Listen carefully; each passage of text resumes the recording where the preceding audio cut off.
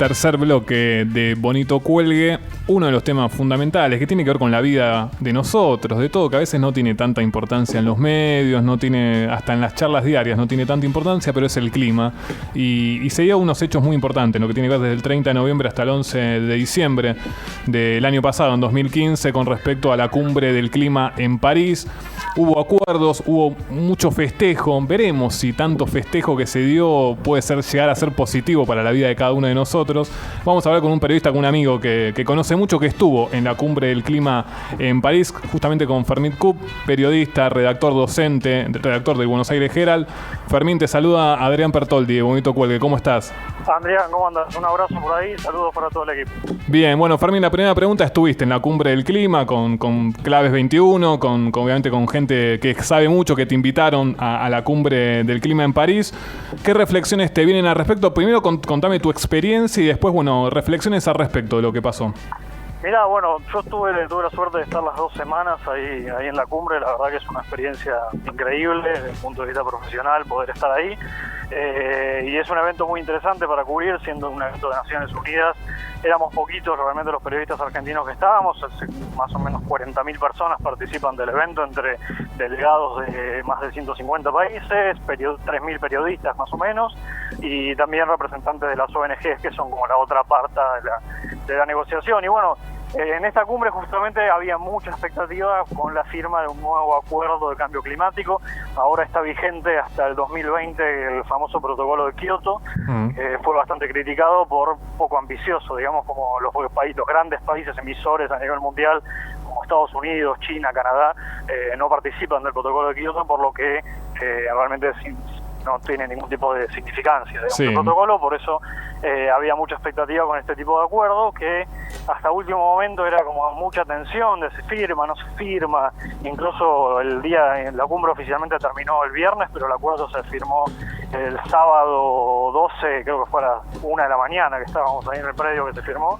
Y hasta último minuto, cuando arranca el plenario, había mucha discusión entre Estados Unidos y Unión Europea, que son los principales bloques en tensión acá, digamos, que no querían que se firme, ¿sí? Y simplemente por tecnicismo, digamos, porque acá lo que se discute es en base a un borrador, que es el papel del acuerdo, y se discute palabra por palabra, digamos, a ese nivel de detalle se llega. Incluso antes de que empiece la cumbre, por ejemplo, en el artículo de los borradores del acuerdo, las palabras en disputa se ponían en corchete y vos leías el borrador y eran todo el acuerdo, claro, todo el borrador en corchete, todo el texto, digamos. Y el punto era ir trabajando para blanquearlo y ir eliminando corchetes gradualmente, digamos. En este acuerdo, Fermín, ¿cuáles son los puntos más salientes que vos destacás? Y bueno, a ver, por este lado, primero te pregunto cuáles son estos objetivos y por otro lado te consulto en la cuestión personal si los ves posibles de cumplir. Mira, este acuerdo lo que tiene de diferente es el protocolo de Kioto, es que cada país antes de París, antes del acuerdo, tenía que proponer lo que puede hacer en términos de emisiones y cambio climático. Es decir, Argentina, por ejemplo, dice, bueno, yo, Argentina, puedo comprometerme a tal meta y propongo esto. El tema es que cada país podía proponer realmente lo que quisiera, porque no había ningún tipo de estándar global en términos de decir, bueno, como mínimo tengo que hacer tal cantidad de cosas. Bueno, eso no estaba, que eso fue bastante criticado, digamos. Entonces, cada país dice, bueno, yo propongo esto, y se juntaron todas las propuestas de los países, y una vez que recopilaron todo, vieron, bueno, la meta global acá es tratar de evitar que la temperatura suba más de 2 grados. Ese es como el objetivo que tienen todos los países. El problema es que, si vos mirás todo lo que se recopiló entre los países, llegás a un incremento de 2.7, lo que ahí estamos en problema, digamos, tenemos casi 1 grado más de temperatura de lo que los organismos internacionales dicen que se tiene que llegar. Entonces, bueno, ahí ya tenemos un problema, porque si vos mirás las contribuciones, lo que se llama técnicamente contribuciones nacionales determinadas, si vos recopilas todo, ya ahí hay un inconveniente. Y además, el problema está que el acuerdo, en ese sentido, no es vinculante. ¿Qué significa eso? Esto es decir que si el país que dijo, yo voy a cortar mis emisiones, voy a bajar, no sé, por ejemplo, voy a hacer tal cosa, voy a cumplir con ciertas metas, no las hace, nadie le dice nada al país, claro, porque no hay sanciones, no hay un organismo que después venga y te diga, vos no hiciste tal cosa, estás complicado, no, eso no existe. Entonces eso es uno de los puntos complicados. Pero eso en realidad se hizo para que el actor principal acá, que es Estados Unidos, apruebe el acuerdo. Porque si vos ponías un acuerdo vinculante con obligaciones puntuales para los países, al momento de llegar al Congreso, que es el Senado en realidad específicamente en Estados Unidos, que es puramente republicano, no te lo va a aprobar porque la mayoría de los senadores republicanos en realidad niegan directamente la existencia del cambio climático. Sí, no le vamos a preguntar a Donald Trump qué piensa, porque ya sabemos la respuesta. Fermín, estuvimos hablando mucho de lo que tiene que ver Estados Unidos y la Unión Europea, la Comunidad Europea. Te pongo un nuevo actor en pugna que creo que a futuro va a ser importante, que es China, inevitablemente. ¿Cómo viene ese tema, digamos, el caso de China puntualmente? Es interesante porque China hizo un giro radical en la postura que tuvo en la cumbre anterior de cambio climático, que fue en Lima hace 2 años, con lo que fue la postura en París. China se mostró una alianza con Estados Unidos muy fuerte en términos de compromiso de cambio climático y se comprometió mucho a reducir emisiones.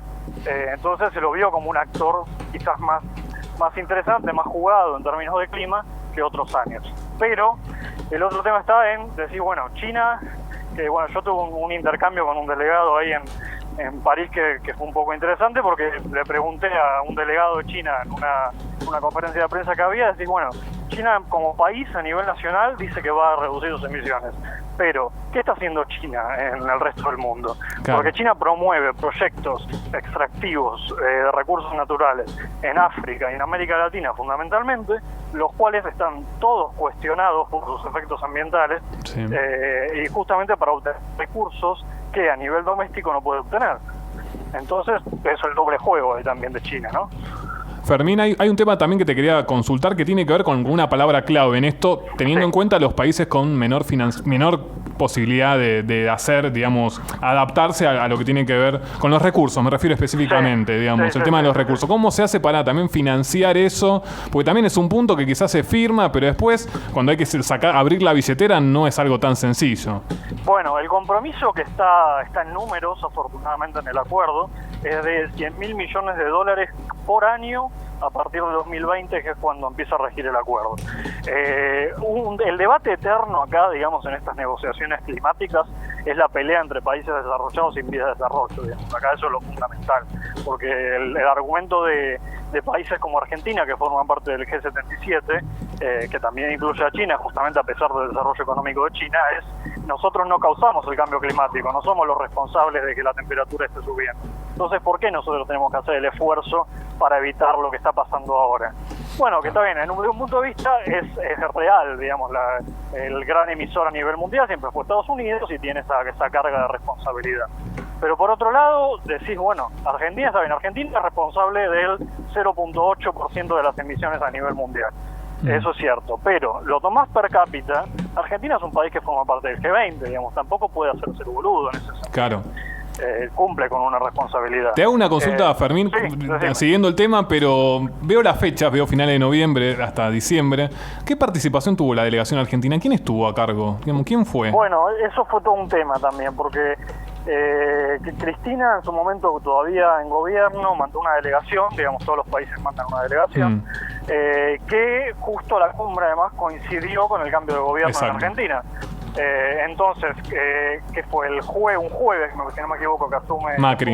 Sí. El mismo día que asume Macri, se hace cargo de la delegación Juan Carlos Villalonga, que era el presidente de la Agencia Ambiental de la Ciudad de Buenos Aires, hoy diputado. Él llega, creo que es 2 días antes de que asuma Macri, se hace cargo y hubo un poco de tensión, digamos, entre las dos delegaciones. Hay que reconocer, es cierto, que la delegación de Cristina no quería recibir a los periodistas, digamos, hubo bastante enojo con la delegación de parte de algunas notas de Clarín, bastante duras. Sí, duras y injustificadas, digamos. Yo tuve mis discusiones con esa periodista de Clarín allá, porque eran notas más opinadas que otra cosa, sin ningún tipo de fundamento, pero más allá de eso, sí, realmente hubo un momento de ahí un poco de tensión con las dos delegaciones, que fue hasta el final, digamos, se llega, creo que el jueves o el viernes, justo terminando la cumbre, la que era la jefa de la delegación de Cristina, dio una conferencia de prensa conjunta con el jefe de la delegación del Cambiemos. Fermín, buenas tardes. Iván Alexis Nordi te saluda. ¿Cómo estás? Iván, ¿cómo andás? ¿Todo bien? Muy bien. Quería consultarte acerca de la delegación de Estados Unidos. Sé que Obama estuvo bastante metido con este tema de la cumbre y del cambio climático, obviamente siendo demócrata, pero como vos bien dijiste, la mayoría de los republicanos directamente niegan la existencia del cambio climático a través de algunas teorías medio tiradas de los pelos que a ellos les convienen. Sí, totalmente, que a ellos les convienen en función de sus intereses económicos y de los grupos a los que representan. En el lugar de Estados Unidos, ¿qué grupo representó al país? Bueno, de Estados Unidos fue una delegación representada principalmente por Kerry, que llegó empezada la cumbre. La cumbre empezó en un día con lo que se llamó el evento de los líderes, que fueron presidentes a nivel mundial, digamos más de 100 presidentes. Argentina estuvo representada por Vudú en ese momento. Se había rumoreado que iba a ir Cristina, pero al final no fue. Y bueno, Obama más que nada estuvo presente a través de Kerry, dio un discurso en el que, digamos, del lado de Unión Europea y del lado de Estados Unidos se un poco cuestiona a los países en vías de desarrollo, diciendo que ellos también tienen que comprometerse, pero que es cierto que Estados Unidos fue uno de los mayores contaminantes a nivel mundial y que por eso va a hacer un esfuerzo, va a tratar de dar fondos para los países en vías de desarrollo y demás. Estados Unidos es cierto que con la gestión de Obama cambió un poco su postura en cambio climático, pero es muy limitado lo que puede hacer. Digamos, como vos decías, el Senado le frena todo tipo de iniciativa. Y es complicado de laburar con eso. Fue justamente por eso que no se hace vinculante el acuerdo, como para que Estados Unidos participe y no se quede afuera, porque si no estás en la misma situación de Kioto, en la que te quedas fuera Estados Unidos, y por lo tanto en términos de cantidad de emisiones el acuerdo es insignificativo. Respecto a los republicanos, ¿no hubo porque como ellos niegan el cambio climático, dicen que esto no tiene sentido, o la ausencia remite a que es el Ejecutivo el que designa y obviamente Obama como demócrata envió a demócratas? Sí, no, pasa por el Ejecutivo acá, digamos, más que nada. La idea era hacer un acuerdo no vinculante como para que se pase tipo decreto, digamos, que sea a nivel presidencial y no tenga que pasar por el Senado, que es lo que se logró, digamos, con este acuerdo. Estados Unidos pedía ciertas cosas específicas, un más tecnicismo que tampoco me parece entrar en eso, pero pedía algunos puntos a tener en cuenta en el acuerdo, que se le concedió, y como condición Obama va después a el acuerdo sin que tenga que pasar por el Senado. En la campaña estadounidense para presidente, ¿el tema está entre los más importantes o está olvidado?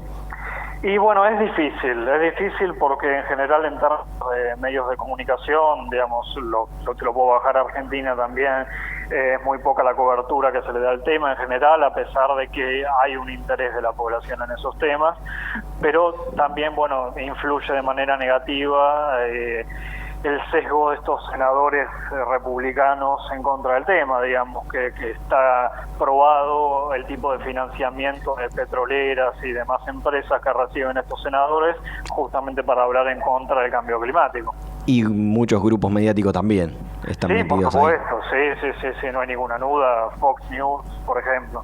Estamos dialogando con Fermín Cup, docente de la Universidad de El Salvador, redactor de Buenos Aires Herald. Fermín, la última pregunta, te saco lo que tiene que ver la cumbre climática y me refiero básicamente a lo vivido estas últimas semanas en lo que tiene que ver Entre Ríos, Corrientes, también Brasil, el Paraguay, estas inundaciones que ya nos sorprenden y que me parece que entre los argumentos que hay, la deforestación y lo que tiene que ver los diferentes cultivos son importantes. Quería una reflexión al respecto, ¿qué te parece lo que está ocurriendo, que todavía sigue habiendo una gran cantidad de evacuados? Sí, te agradezco la pregunta porque es un tema bárbaro para hablar un poco. Bueno, digamos, esto definitivamente está causado por el fenómeno del Niño, un fenómeno climático que pasa de manera regular cada 2-3 años es previsible, se sabía que iba a pasar, se sabía que iba a venir con esta intensidad, pero acá aparecen dos factores específicos de la región que hay que tener en cuenta, digamos. Ahora tenemos inundaciones en Estados Unidos, en Inglaterra y en América Latina, en una zona compartida por Paraguay, Brasil y Argentina. Específicamente en esa zona donde hay inundaciones coincide con una zona donde en los últimos 15, 20 años hubo una deforestación marcada, muy fuerte, especialmente por la expansión de cultivos de soja. Una zona en la que, digamos, si vos mirás el mapa, coincide calcado con la zona de inundación con deforestación. Así que definitivamente hay una influencia. De la misma manera que también el fenómeno del Niño se ve potenciado por el cambio climático, también se ve potenciado por la deforestación que hay en la región. Es quizás interesante tener en cuenta que en los últimos años, en 2014 y 2015, en Argentina bajó la deforestación. Veníamos de deforestar 300.000 hectáreas por año aproximadamente, muy alto, o sea, bajó más o menos 105, pero la preocupación está ahora en las ONGs ambientales en que esta tasa de deforestación fue en realidad casual, de momento, porque no era tan rentable para los productores cultivar soja por el bajo precio de la soja a nivel internacional. Entonces ahora que la administración de Macri saca los subsidios a la soja, se vuelve más rentable volver a cultivar soja y se puede incentivar la deforestación de nuevo. Pasa ahí un poco la preocupación de las ONGs. Fermín, muchísimas gracias. Quedaron 10 millones de temas para consultarte, pero bueno, queríamos saber especialmente lo que fue la experiencia en la Cumbre del Clima. Muchísimas gracias por estar. Un 2 de enero, sabemos, estás laburando. Un gran abrazo y gracias por estar.